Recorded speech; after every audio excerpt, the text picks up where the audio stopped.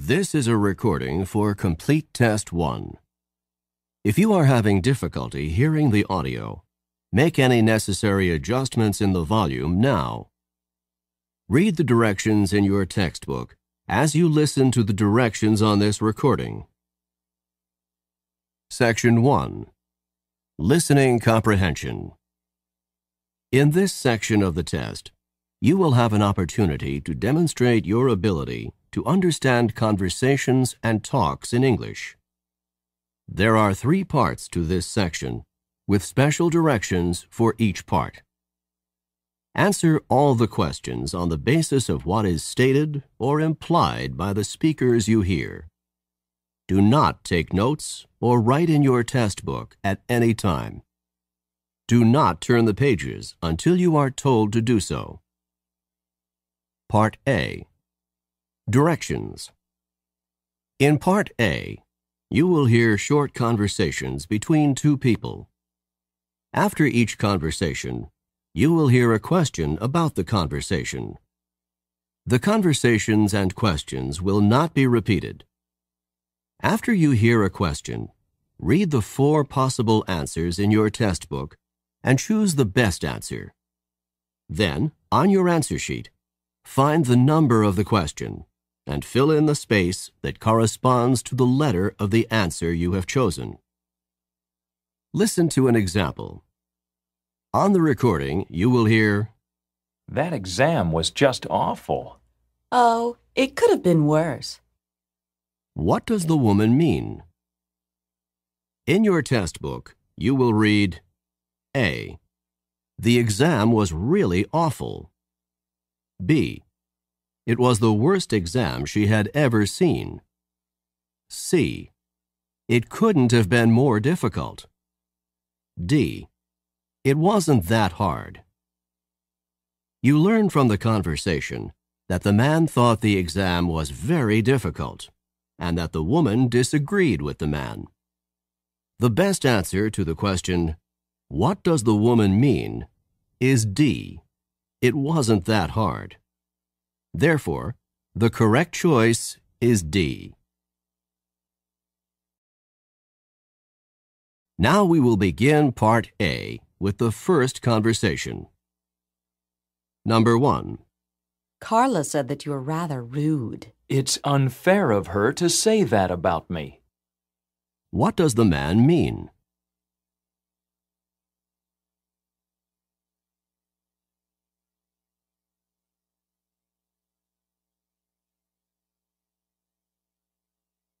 Number 2. I don't think this painting is very good. It's better than the first one, isn't it? What does the woman say about the painting?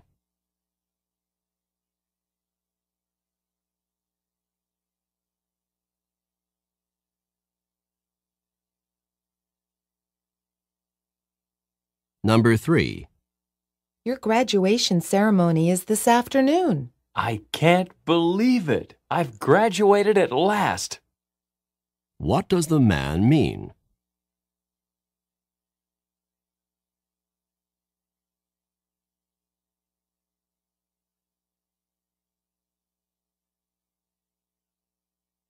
Number 4. I got this dress for only $5. $5? How did you get it so cheap? What does the man mean?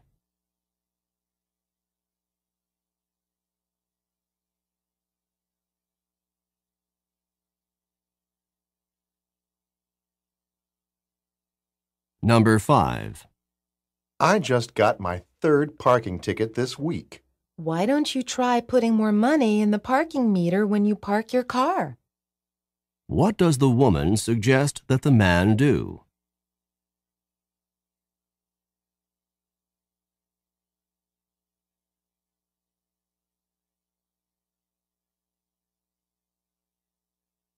Number 6. Were you able to get hold of the book that you wanted? I couldn't. At the bookstore, they told me that it wasn't available yet. What does the man mean?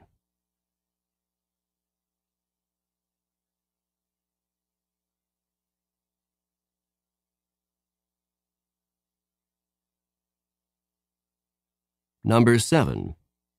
Professor Mitchell's lecture certainly went on and on for quite some time. I thought he was never going to finish. What does the man imply about the lecture?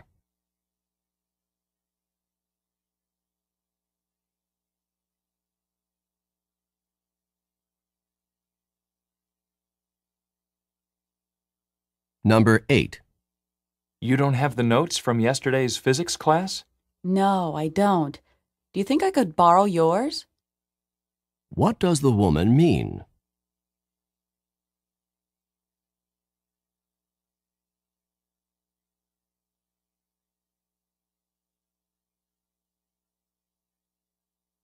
Number 9.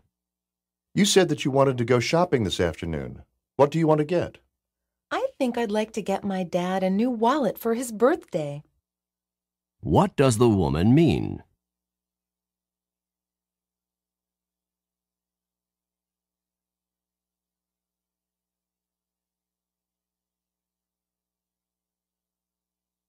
Number 10. You didn't go into the pool, even for a quick dip? I put my big toe in and decided that the water was too cold for me. What does the man mean?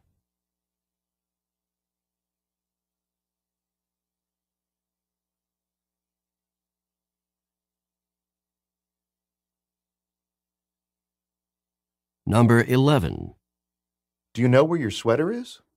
I think I left it at my sister's house, but I'm not sure. What does the woman mean?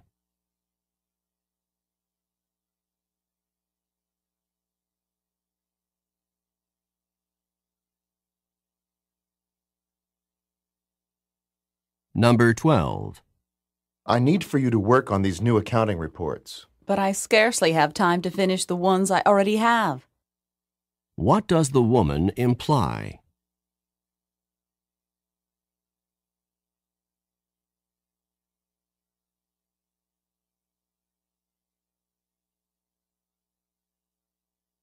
Number 13. How much longer do you think you're going to stay on that exercise machine? I give up. What does the man mean?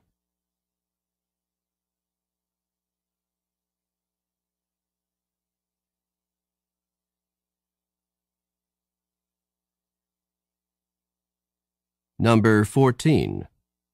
Look at those waves coming in. They're as huge as I've ever seen them. You can say that again.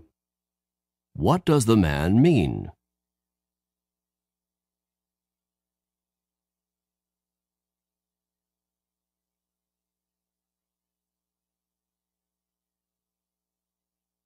Number 15. Are you ready for the political science exam today? I stayed up all night studying for it. Didn't you know that the professor put it off until next week? What does the woman mean?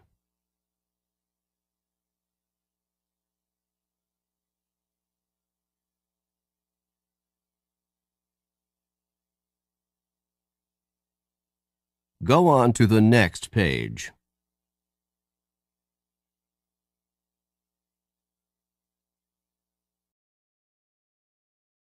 Number 16. I haven't turned in my schedule change form yet. Do you think that's a problem? You haven't turned it in yet? It's absolutely essential that you turn the form in immediately. What does the man mean?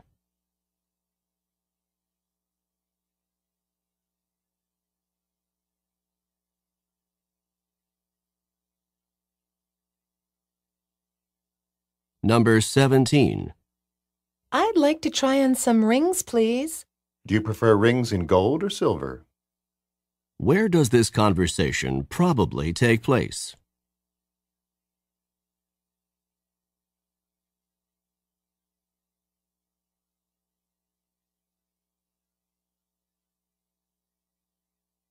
Number 18. Look at this. You made an awful lot of long-distance calls last month. I called my family even more than usual. That's why the bill's so much higher than usual. What are the man and woman probably discussing?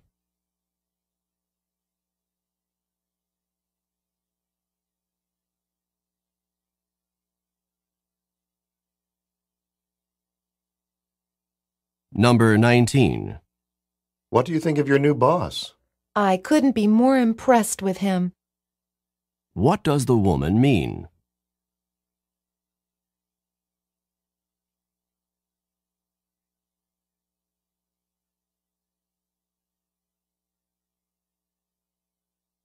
Number 20. Mike, do you know when the recital starts? It starts at 3 o'clock, doesn't it? What does Mike mean?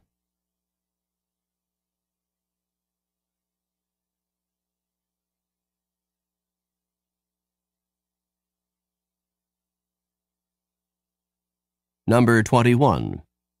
If your tooth is hurting you so much, perhaps you should see your dentist right away. I don't really want to, but I guess I don't have much choice. What will the man probably do next?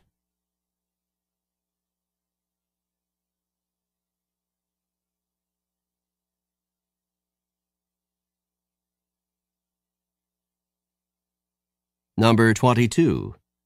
I need to buy some stamps. Then you'd better get to the post office quickly because it closes at 5 o'clock. What can be inferred from the conversation?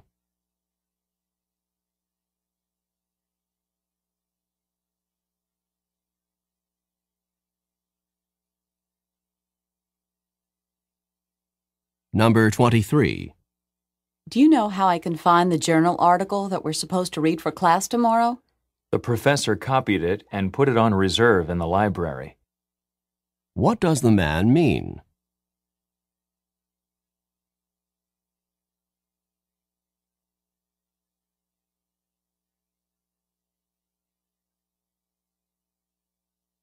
Number 24.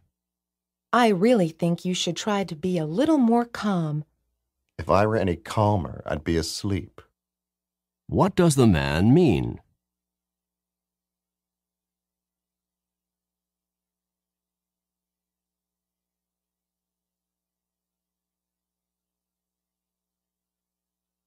Number 25.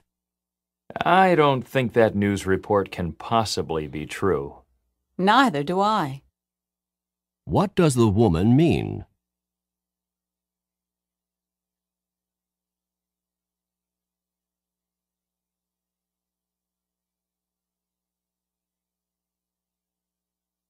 Number 26.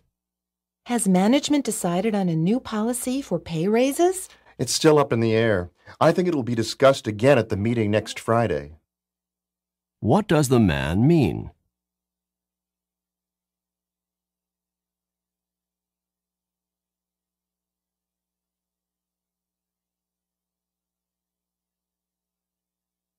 Number 27. I can't believe it's snowing today. It wasn't exactly unexpected. What does the man mean?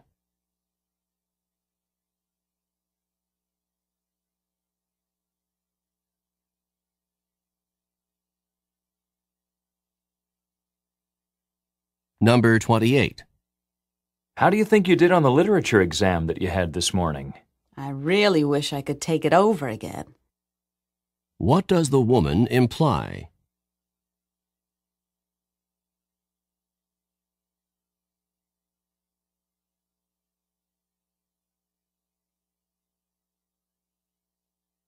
Number 29. You didn't have to wait outside. You could have just opened the door and walked right in. So the door was not locked. What had the man assumed?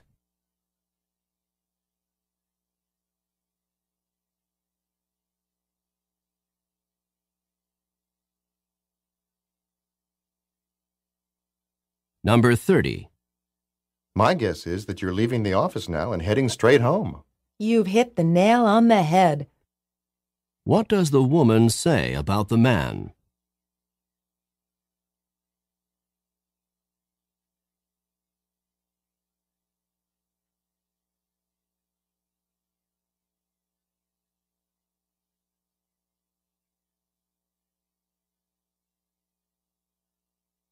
This is the end of Part A. Go on to the next page.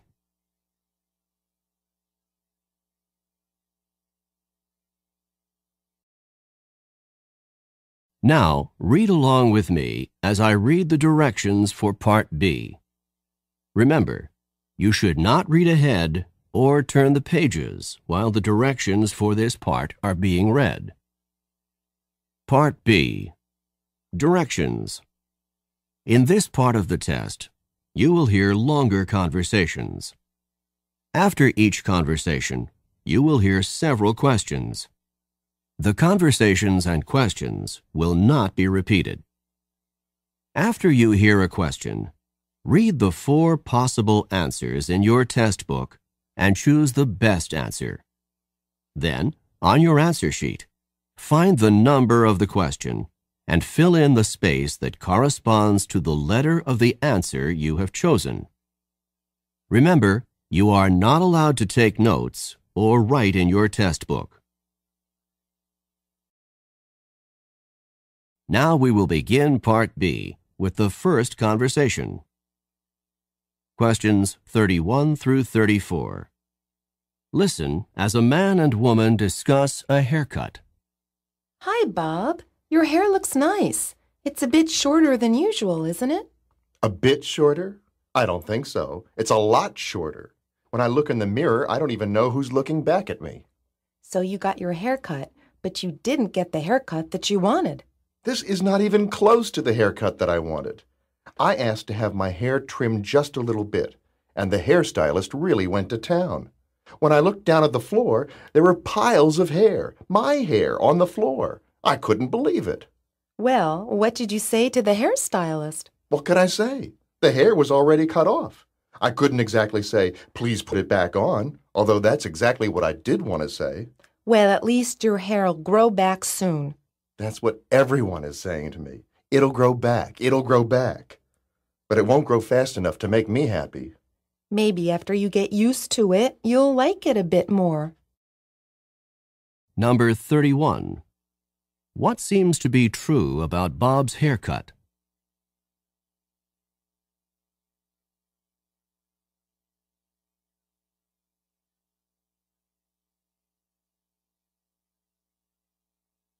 Number 32.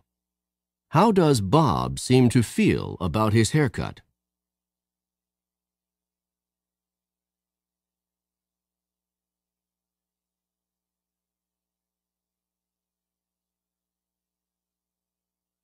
Number 33. What did Bob see on the floor?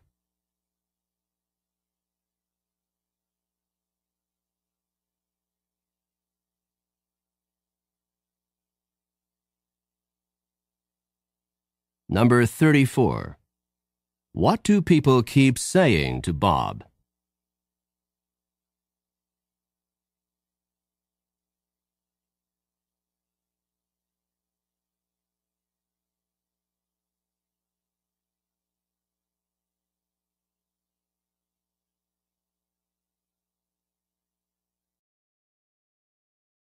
Questions 35 through 38.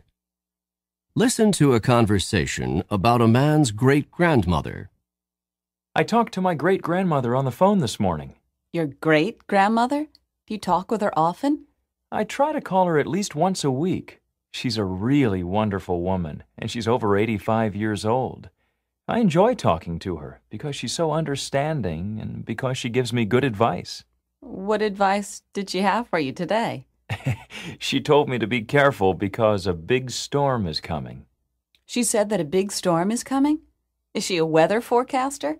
Not exactly. She says that she can feel it in her bones when a storm is coming. I know it sounds funny, but when she feels it in her bones that a storm is coming, she's usually right. That's not actually so funny. When people get older, the tissue around their joints can become stiff and swollen. Just before a storm, the air pressure often drops, and this drop in air pressure can cause additional pressure and pain in swollen joints. So when your great-grandmother tells you she thinks a storm is coming, she probably has some aching in her joints from the decreasing air pressure. Then I had better pay more attention to my great-grandmother's weather forecasts. Number 35. How often does the man usually talk to his great-grandmother?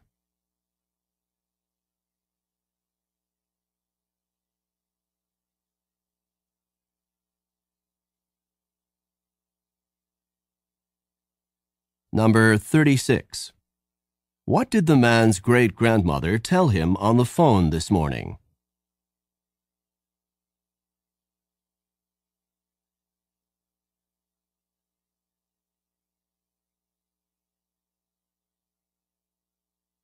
Number 37. Where does the man's great-grandmother say that she feels a storm coming?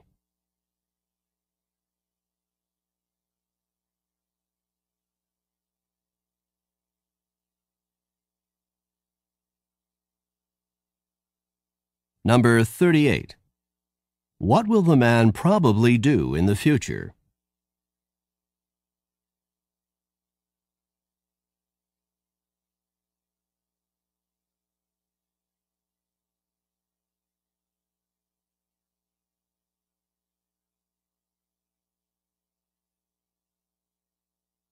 This is the end of Part B.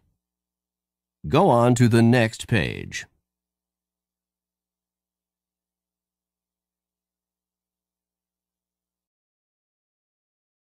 Now, read along with me as I read the directions for Part C.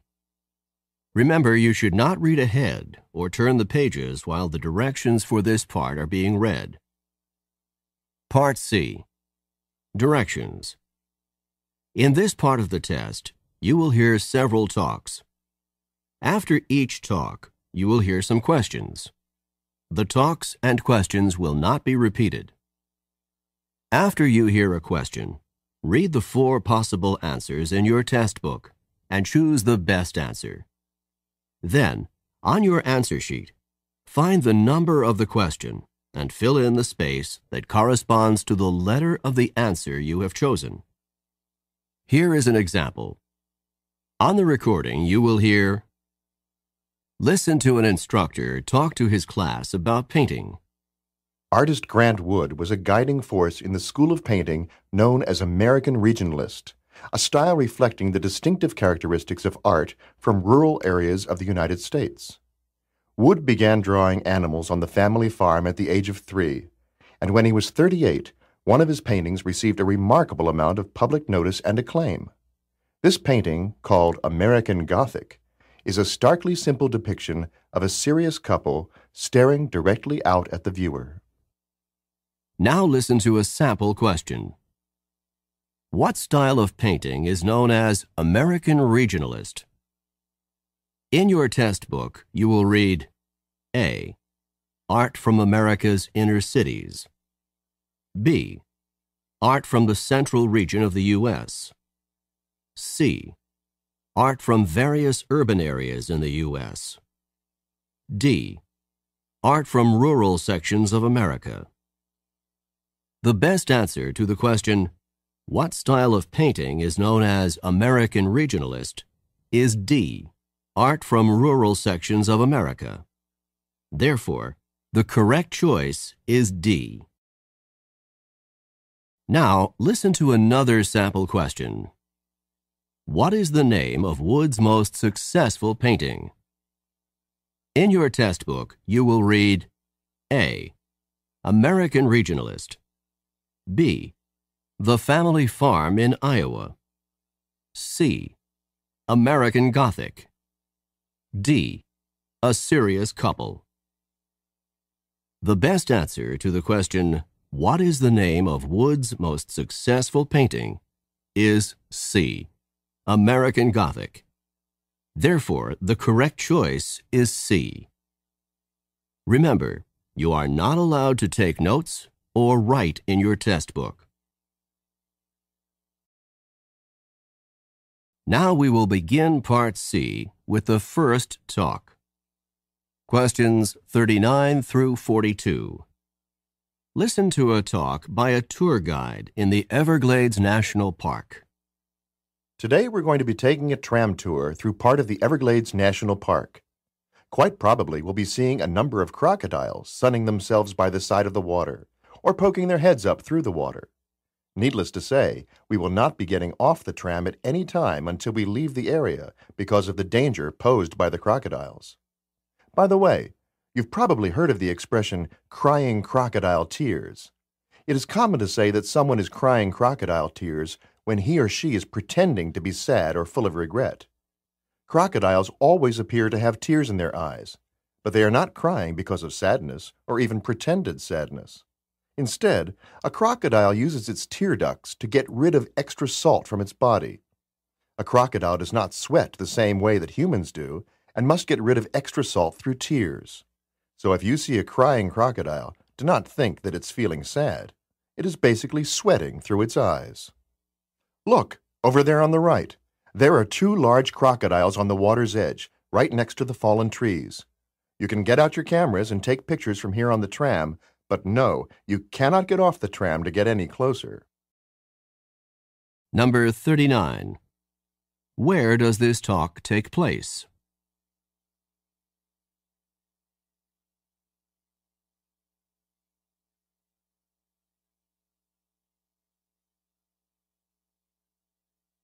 Number 40.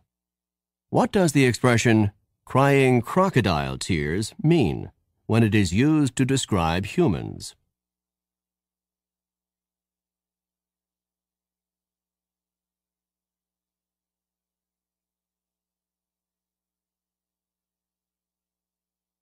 Number 41. Why do crocodiles have tears in their eyes?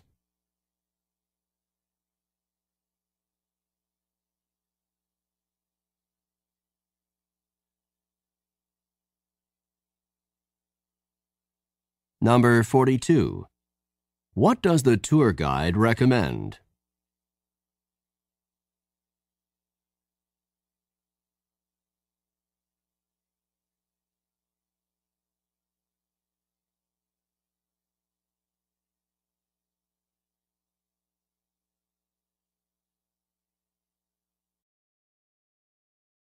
Questions 43 through 46. Listen to the following lecture by a university professor. Please take your seats now because I would like to begin today's lecture. Today, we will be discussing one of the more elegant and distinct forms of 19th century transportation, the clipper ship. Clipper ships of the 19th century were the graceful, multi-sailed, ocean-going vessels that were designed for maximum speed. They were given the name clipper ship in reference to the fact that they clipped along at such a fast rate of speed. Clipper ships were constructed with a large number of sails in order to maximize their speed. They often had 6 to 8 sails on each of the masts, and ships commonly had 3 and perhaps 4 masts. The speeds that they achieved were unbelievably fast for the era. Clipper ships could, for example, accomplish the amazing feat of traveling from New York to San Francisco in less than 100 days. Clipper ships first came into use in the United States in the 1840s. They were originally intended to make the trip from New York around the tip of South America and on to China in order to transport tea to the United States. Once gold was discovered in California in 1848, clipper ships were immediately put into use to carry large numbers of gold prospectors and large amounts of mining supplies from the East Coast to California. With the success of the American clipper ships, the British began their own fleet of clipper ships to transport goods from the far reaches of the British Empire. That's all for today's class. Don't forget that there's a written assignment due on Friday. Number 43. In which course would this lecture most probably be given?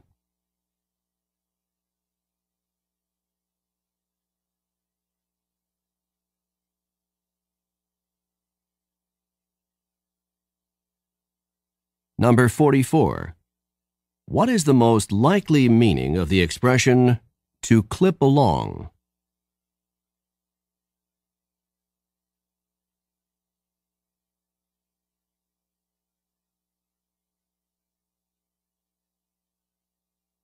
Number 45. What were clipper ships first used for in the United States?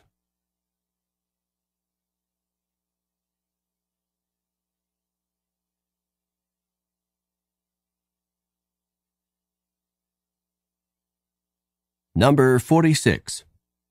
What does the professor remind the students about?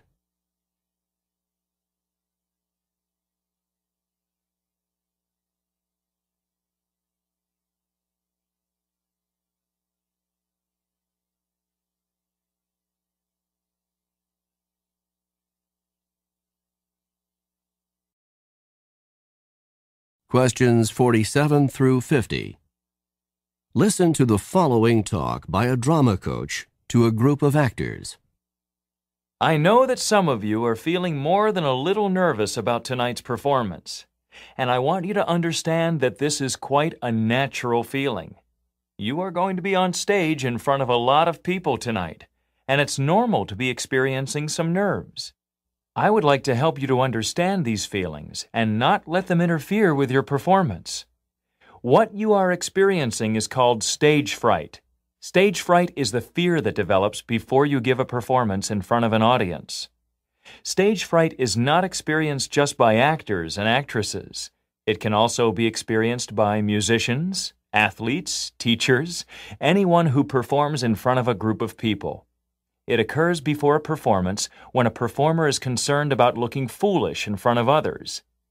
Just before tonight's performance, if you're feeling a bit tense, if your knees are shaking, if your stomach has butterflies in it, and if you are thinking about how bad your performance could be, then you have a major case of stage fright. To control stage fright, you can work to control both the physical reactions and the negative thoughts.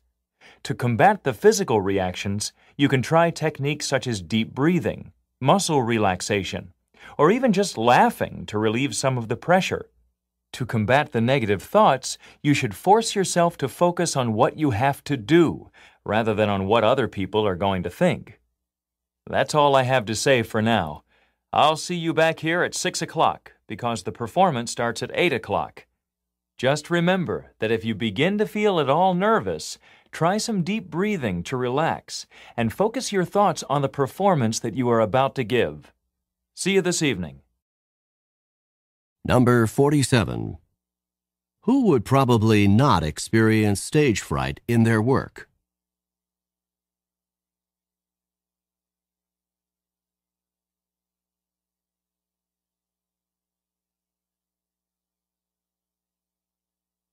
Number 48. What physical reaction might someone who is experiencing stage fright commonly have?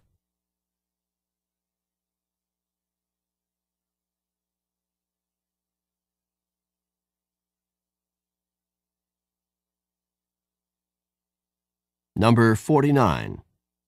How can someone combat the negative thoughts associated with stage fright?